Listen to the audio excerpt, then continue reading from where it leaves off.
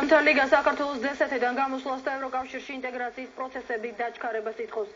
სტუდენტების თქმით, რუსეთს საქართველოს შორის არსებული დაძაბული ვითარების განმუხტვის საუკეთესო საშუალება იქნება. დღესვე დემოკრატიულ სტუდენტთა ლიგის წევრები საქართველოს პრეზიდენტსა და პარლამენტის თავმჯდომარეს ღია წერილით მიმართავენ. საქართველოს D7-დან გამოსვლის შემდეგ სტუდენტების აზრით ქართულ-რუსული ურთიერთობების ახალი ეტაპი დაიწყება, რაღაც დაძაბულობა იქნება. ღია წერილს 900 სტუდენტი აწერს.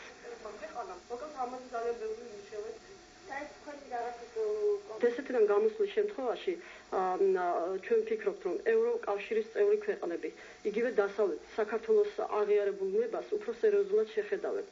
რომ ჩვენი აღიარებული სურვილია ევროკავშირსა და ნატოში გაწევრიანება, ამას სერიოზულად შეხედავენ მას შემდეგ, რაც ჩვენ დავტოვებთ D7-ს. ვინაიდან D7 ჩვენთვის იგივე რუსეთია. და როდესაც დავტოვებთ D7-ს, ზემოთაც გითხარით, დაიწყება რუსეთ-საქართველოს ურთიერთობებში ახალი ეპოქა.